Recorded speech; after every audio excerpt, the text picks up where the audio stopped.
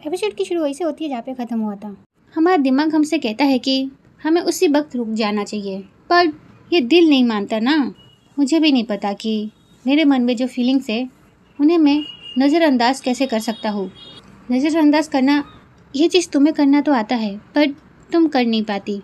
इसलिए मैं तुमसे बस यही कहना चाहूँगा कि तुम बस अपने दिमाग से सोचो, तुम अपने दिल से सोचना बंद कर दो। ये सारी बातें सुनने के बाद कैमिला भी सोच में पड़ जाती हैं। फिर ऐसी नहीं पे कट होता है। फिर हम क्यू के फादर को देखते हैं जेल में। क्यू के पापा से क्यू मिलने आया होता है, जिस वजह से क्यू के पापा को क्यू से मिलने के लिए लाए होते हैं। फिर क्यू अपने पापा को देख के कहता है कि कैसे हैं आप पापा। यह सुन के क्यू के पापा कहते हैं कि हाँ मैं ठीक हूँ, मेरी चिंता मत करो तुम, ये जगह उतनी भी बुरी नहीं है। फिर क्यू कहता है कि डैड मैं आपको यहाँ से निकाल के रहूँगा, आप टेंशन मत लीजिए। यह सुन के क्यू के पापा कहते हैं कि ठीक है। फिर क्यू अपने डैड से कहता है कि डैड ऐसे ये है अटर्नी साबत, यही आपके केस को हैंडल कर रहे हैं डैड। फिर ये वकील अपना नाम बताता है और बोलता है कि मैं एक सरकारी वकील हूँ, तो आप मुझसे कुछ मत छुपाइए। आपने अगर क्राइम किया है तो आप मुझे बता सकते हैं, तो मैं आपकी सज़ा कम करने की कोशिश करूँगा, पर अगर आप मुझे कुछ बताएंगे नहीं तो मैं आपकी मदद नहीं कर पाऊँगा। ये सुन के क्यू के पापा कहते हैं कि पर वो खून मैंने नहीं किया है। पर वो वकील मानने के लिए तैयार नहीं होता है कि क्यू के पापा बेगुनाह है। क्यू के पास इतना पैसा नहीं था कि वो एक प्राइवेट वकील हायर करे, जिस वजह से उसने एक सरकारी वकील से मदद ली है। बट उसे देख के ही पता चल रहा होता है कि उसे इस केस में जरा सा भी इंटरेस्ट नहीं है, उसे तो बस अपनी सैलरी से मतलब है। वो वकील बार बार एक ही बात कह रहा होता है कि आप मान लीजिए अपना गुनाह, मैं आपकी सज़ा कम करने की कोशिश करूँगा। इसे सुन के तो क्यू को भी गुस्सा आ जाता है। फिर क्यू गुस्से में कहता है कि कह तो दिया, आपने सुना नहीं क्या। फिर वो वकील कहता है कि नहीं, मैं अपना पेन ढूंढ रहा था ना। इस वकील की बातों को सुनकर क्यू को काफ़ी गुस्सा आ रहा होता है, पर क्यू अपना गुस्सा पीकर उस वकील से कहता है कि मेरे डैड को फंसाया गया है। फिर वो वकील कहता है कि देखिए, अगर आप मेरी मदद नहीं करेंगे तो मैं भी कुछ नहीं कर पाऊँगा, सॉरी सर। ये कहते हुए वो वहाँ से चला जाता है। फिर उस वकील के वहाँ से जाने के बाद क्यू के डैड क्यू से कहते हैं कि कोई बात नहीं क्यू, सब कुछ ठीक होगा, तुम मेरी फिक्र मत करो, ठीक है। ये कहते ही ये सीन पे कट होता है। फिर हम टीचा और क्यू को देखते हैं। फिर टीचा क्यू से कहती है कि क्या तुम इस बात के लिए श्योर हो। तो क्यू कहता है कि हाँ। ये सुन के टीचा कहती है कि तुम नौकरी छोड़कर आके क्या करोगे क्यू। तो क्यू कहता है कि मैं अभी तो नहीं जानता, फिलहाल मुझे मेरे डैड को निर्दोष साबित करना है और मेरी मॉम को इंसाफ दिलाना है। मैं किसी भी हालात में सच साबित करके रहूँगा। फिर टीचा क्यू से कहती है कि क्यू, रॉस से हार्वे तुम्हारे डैड के खिलाफ लड़ने वाले हैं। ये सुनकर तो क्यू शॉक हो जाता है। फिर टीचा क्यू से कहती है कि मैं नहीं जानता कि रेबक मिस्टर रॉस एक दूसरे से कब मिले, पर यह एक डायरेक्ट ऑर्डर है मिस्टर रॉस का। फिर टीचा क्यू से कहती है कि मिस्टर बेन ने इस केस के लिए एक स्पेशल टीम बनाई है और मुझे इस टीम का हिस्सा बनने के लिए कहा है।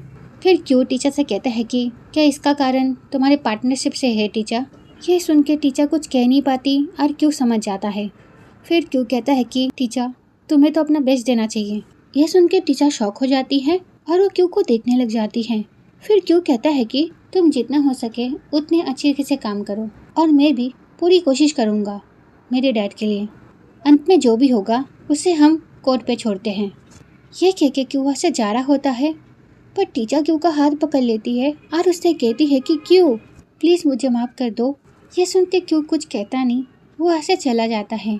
फिर हम क्यू को देखते हैं जो अपने घर के बाहर आकर काफ़ी ज़्यादा सैड हो जाता है, क्योंकि उसके दिमाग में अभी भी टीचर की बातें चल रही होती हैं। फिर इसी बीच वहाँ पर उसके दोस्त आ जाते हैं और उससे कहते हैं कि क्यू हम तेरे साथ है यार। फिर पॉन कहता है कि तू चिंता मत कर। फिर टेन कहता है कि हम तेरा साथ कभी नहीं छोड़ेंगे। फिर वहाँ पर जून आ जाती है और वो कहती है कि और मैं भी नहीं छोड़ूंगी।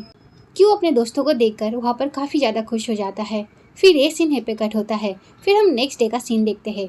नेक्स्ट डे का सीन हमें कोर्ट रूम का दिखाया जाता है, जहाँ पर मिस्टर बेन और टीचा कोर्ट रूम में आते हैं और टीचर और क्यू एक दूसरे को कोर्ट रूम में देखकर काफ़ी ज़्यादा उदास होते हैं। फिर क्यू के फादर का जो वकील होता है वो नमूने के पास जाता है और उनसे कहता है कि हेलो सर, आप कैसे हैं। ये देख के क्यू और क्यू के फादर शॉक हो जाते हैं कि ये हमारा वकील होकर दूसरी पार्टी के वकील को मस्का लगाने के लिए क्यों गया है? यह देख के तो वो दोनों सोच में पड़ जाते हैं और उसे देखने लग जाते हैं। फिर क्यू के फादर का वकील नमूने से कहता है कि हेलो सर, आप कैसे हैं?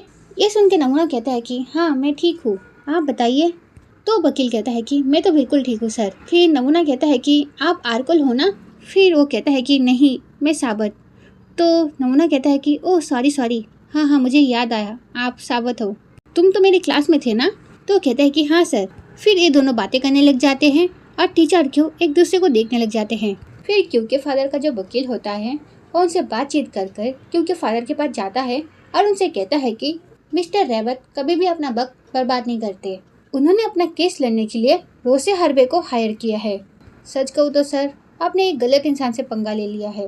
क्यू के पापा ये सारी बातें बस चुपचाप सुन रहे होते हैं, पर क्यू को इस वकील की बातें सुनकर काफी गुस्सा आ रहा होता है। फिर वहाँ पर जज आता है और सब लोग शांत हो जाते हैं। फिर जज क्यू के फादर से कहता है कि आपके ऊपर जो मर्डर का केस लगा है, क्या आप इस गुनाह को मानते हैं? तो क्यू के पापा कहते हैं कि नहीं, मैंने ये नहीं किया, मैंने किसी को भी नहीं मारा, मैं इस चीज़ को नहीं मानता। ये सुनकर जज कहता है कि ऐसे केसों में गुनहगार को फांसी की सजा होती है। अगर आप दोषी साबित हो जाते हैं तो आपको कोई भी माफ़ी नहीं मिलेगी, पर अगर आप अपना गुनाह मान लेते हैं तो शायद से आपकी सजा थोड़ी सी कम हो जाए। तो सोच समझ के जवाब दीजिए।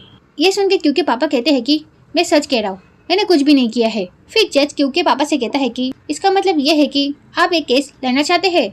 अगर ऐसा ही है तो फिर हम हियरिंग की प्रोसेस शुरू करते हैं। फिर जज क्यू के पापा से कहता है कि क्या आपके पास कोई वकील है? यह सुन के क्यू के पापा का जो वकील होता है वो खड़ा हो जाता है और कहता है कि जी हाँ, मैं हूँ इनका वकील, माय लॉर्ड।